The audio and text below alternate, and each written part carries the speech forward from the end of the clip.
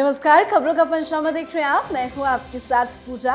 हम लेकर आए हैं देश और दुनिया की 5 बड़ी खबरें जिस पे चर्चा के लिए मेरे साथ स्टूडियो में मौजूद हैं कैपिटल टीवी के editor in chief doctor Manish Kumar. Doctor साहब, बहुत बहुत स्वागत है आपका। धन्यवाद। सबसे पहले नजर हेडलाइंस पर।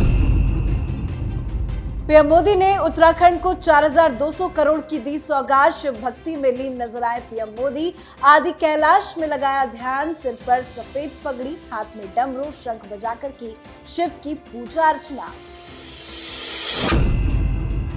राहुल गांधी, मल्लिकार्जुन खड़गे और शरद पवार ने ममता बनर्जी से फोन पर की बात। इंडिया गठबंधन की अगली बैठक को लेकर हुई चर्चा। 4 और 5 नवंबर को नागपुर में हो सकती है अगली बैठक। शराब घोटाले को लेकर आम आदमी पार्टी के दफ्तर के बाहर बीजेपी का हल्ला बोल। केजरीवाल के इस्तीफे की मांग तेज। सिसोदिया को भी लगा झटका। सुप्रीम कोर्ट से आज नहीं मिली राहत। इजराइल हमास जंग के बीच मोदी सरकार का बड़ा कदम। इजराइल में फंसे भारतीय अब सुरक्षित लौटेंगे वतन। मोदी सरकार ने लॉन्च किया ऑपरेशन अजय। शनिवार को होगा भारत पाकिस्तान के बीच में महामुकाबला, पर उससे पहले अहमदाबाद में पाकिस्तान टीम के जोरदार स्वागत पर मचा बवाल। गुजराती डांस के साथ जमकर बरसाए गए फूल। खबरों की शुरुआत में सबसे पहले बात पीएम मोदी के उत्तराखंड दौरे की। पीएम मोदी ने आज उत्तराखंड को 4200 करोड़ रुपए की सौगात दी है। आज सुबह सुबह पिथौरागढ़ के आदि कैलाश और पार्वती कुंड के दर्शन किए। इसके बाद पीएम मोदी ने अल्मोड़ा स्थित जागेश्वर धाम के भी दर्शन किए। उसके बाद पीएम मोदी ने जनता को संबोधित भी किया, जवानों से भी मिले। पर आज पीएम मोदी एक बार फिर शिव भक्ति में लीन नजर आए। पीएम मोदी ने आदि कैलाश में लगाया ध्यान, शंख और डमरू बजाकर की शिव की पूजा अर्चना। हर हर महादेव की जय घोष भी करते नजर आए। पीएम मोदी ने उत्तराखंड की जनता को 4200 करोड़ की सौगात दी है, लेकिन जो शिव भक्ति में लीन पीएम मोदी नजर आए हैं, ये उनका कितना अद्भुत नजारा है। देखिए, आंख से वो तस्वीरें हट ही नहीं रही है। क्या प्रधानमंत्री मोदी ने काम किया है। तो तस्वीरें तो सुंदर है ही, राजनीति भी टॉप क्लास। कांग्रेस पार्टी को लकवा मार दिया। आज जो राजनीति को समझते हैं उनको यह समझ में आएगा कि आज प्रधानमंत्री मोदी ने क्या किया। एक तीर से कई सारे निशाने। ये जो पार्वती कुंड आदि कैलाश के ठीक नीचे जहां पे ध्यान मग्न थे प्रधानमंत्री मोदी, वो चीन के बॉर्डर से मात्र 20 किलोमीटर दूर है। और वहां प्रधानमंत्री मोदी ने क्या घोषणाएं की।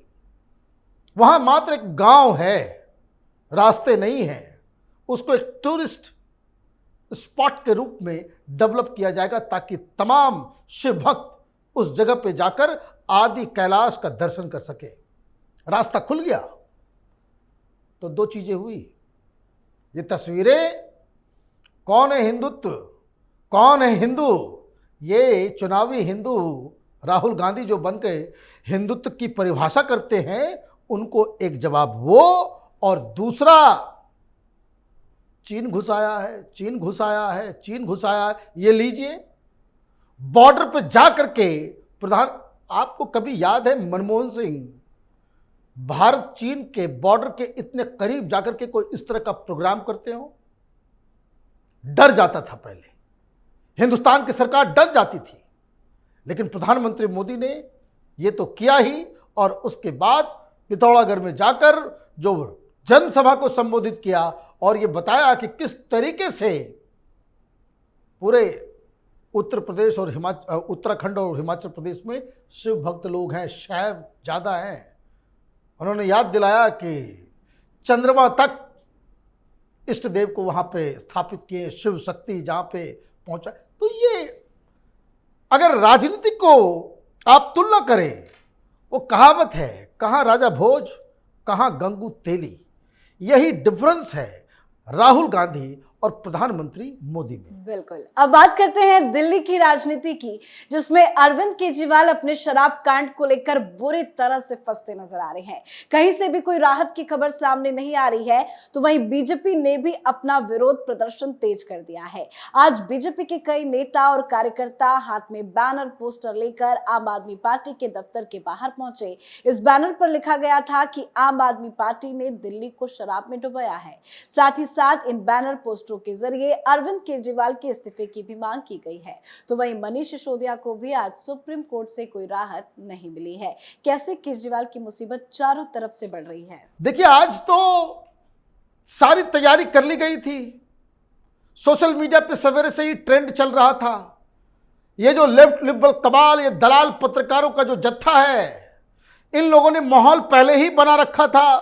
आर्टिकल्स लिखे जा रहे थे कि सुप्रीम कोर्ट ने सिसोदिया के केस में ईडी को डांट लगाई है।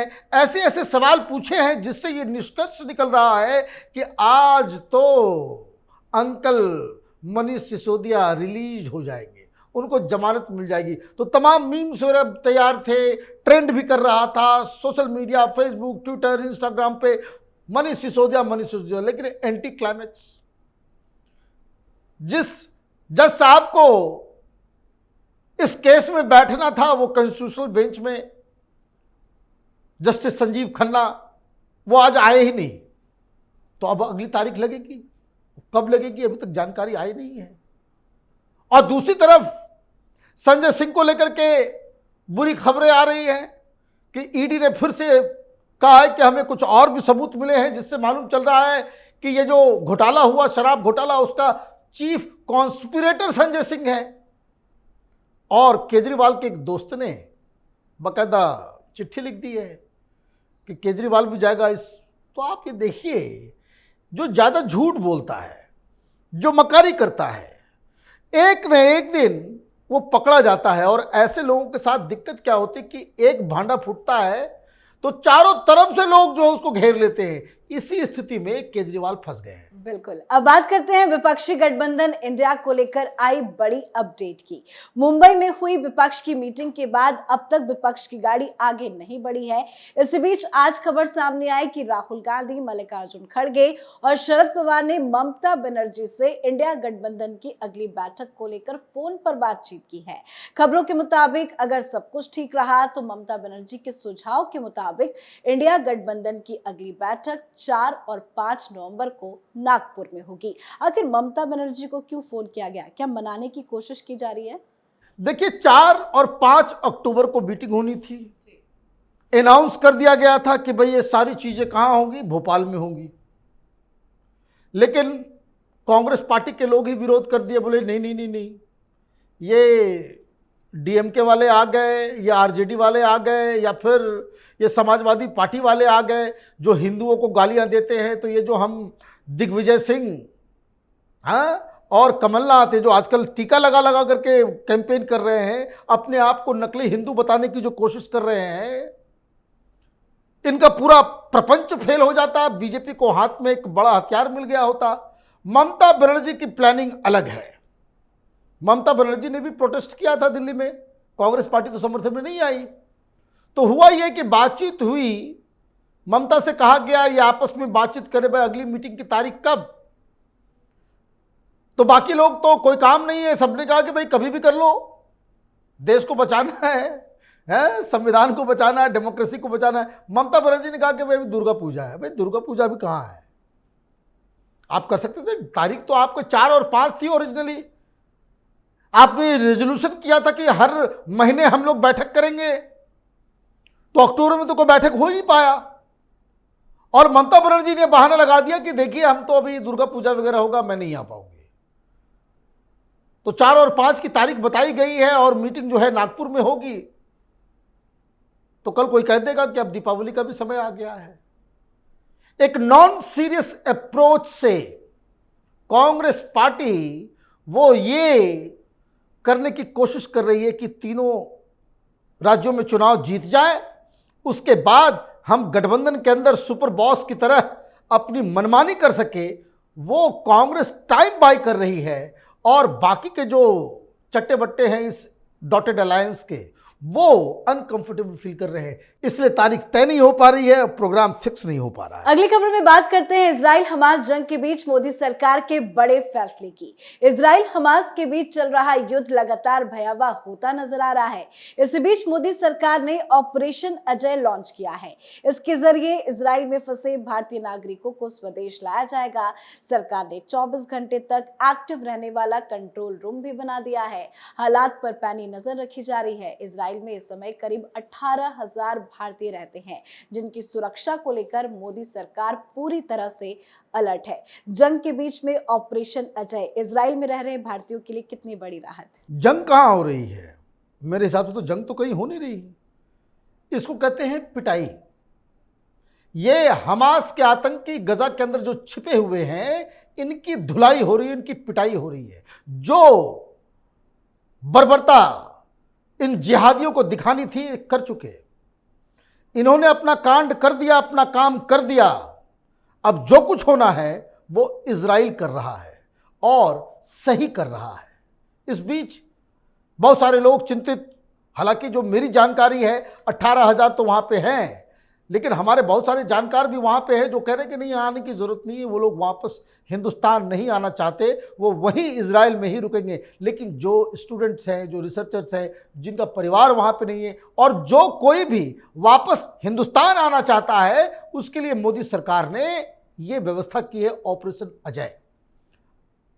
इजराइल हमारा मित्र मुल्क है, इसलिए हिंदुस्तान उसके साथ खड़ा है, लेकिन हिंदुस्तान के अंदर भी अलर्ट रहने की आवश्यकता है।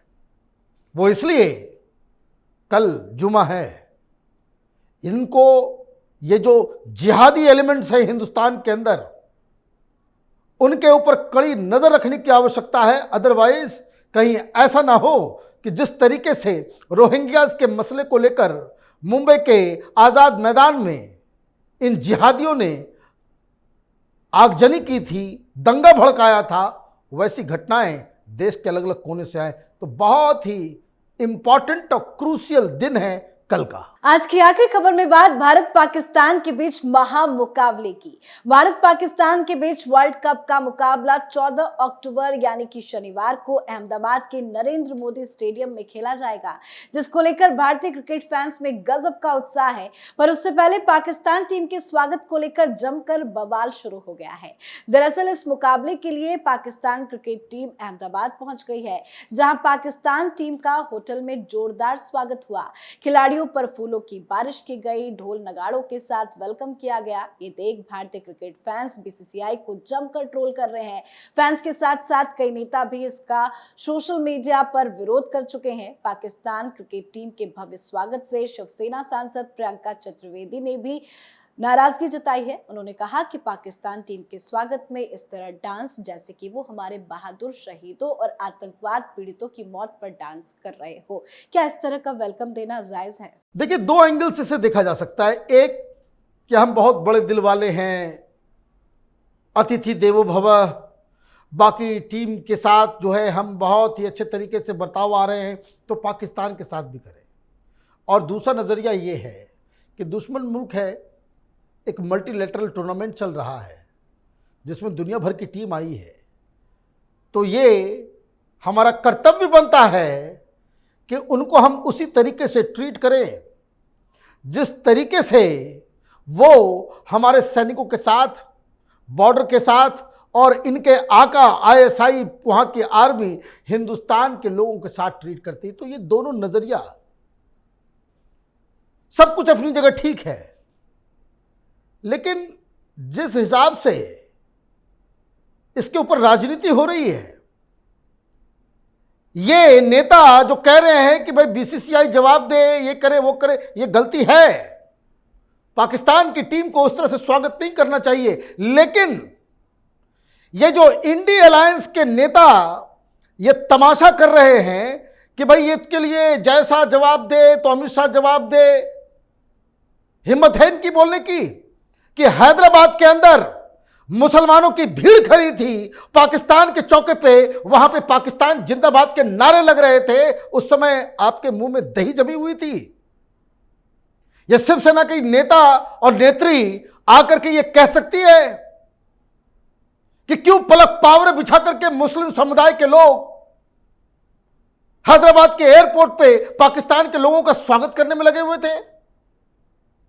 डांस गलत है, उसका स्वागत गलत है, तो वो जो हैदराबाद के स्टेडियम के अंदर जो भीड़ पाकिस्तान के नारे लगा रही थी वो इससे भी ज्यादा गलत है। जी, बहुत बहुत धन्यवाद समझाने के लिए। धन्यवाद। खबरों का पंचनामा में आज के लिए फिलहाल इतना ही। देश विदेश की बाकी खबरों और उनके सटीक एनालिसिस के लिए देखते रहिए कैपिटल टीवी। हमें लाइक कीजिए, शेयर कीजिए और कैपिटल टीवी को सब्सक्राइब कीजिए। नमस्कार।